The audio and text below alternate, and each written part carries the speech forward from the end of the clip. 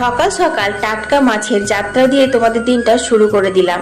আমি স্কুল থেকে বুবলাকে দিয়ে এলাম, তারপর এসে দেখি বরমশাই টাটকা টাটকা মাছ কাটাচ্ছে। আমাকে দেখেই বললো, মাছটা তুমি ঘরে নিয়ে আসো। তো দেখো এখানে নিয়ে নিয়েছি টাটকা মাছ। যা বৃষ্টি গো সকাল থেকে, আর গোলাপ ফুলগুলো বৃষ্টি যেন ফোঁটা পড়ে আরো অপরূপ সৌন্দর্য তৈরি করেছে।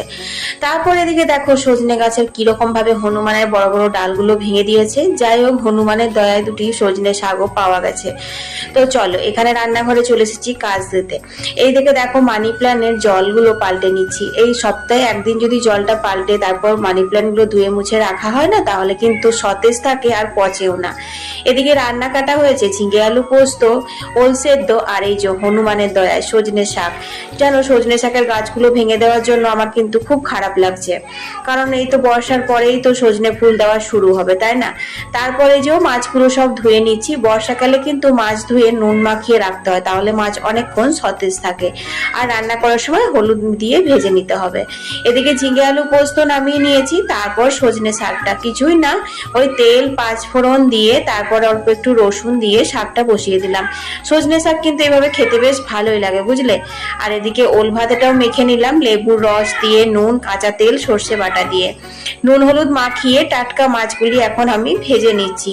খুব সুন্দর মাছগুলো ছিল জানো তো, তাই ঝোলটা একদম পাতলা করে করব। তো টাটকা মাছের পাতলা এরকম ঝোল কিন্তু খেতে বেশ ভালোই লাগে। মাছগুলো ভেজে সেই তেলে রাঁধুনি ফোড়ন দিয়েছি। তারপর এখানে দিয়ে দিলাম কাঁচা লঙ্কা, পেঁয়াজগুলো কুচিয়ে।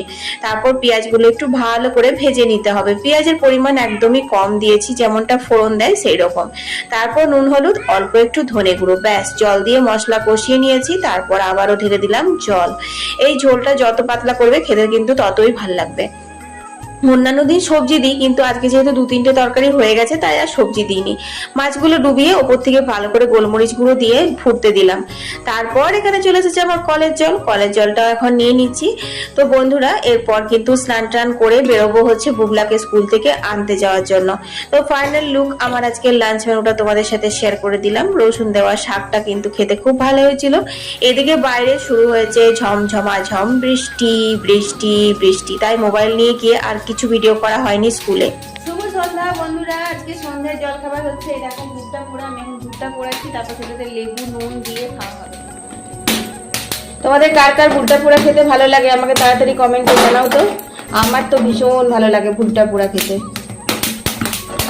তো উনুন তো নেই, গ্যাসে এইভাবে পুড়িয়ে নিচ্ছি ঘুরিয়ে ঘুরিয়ে।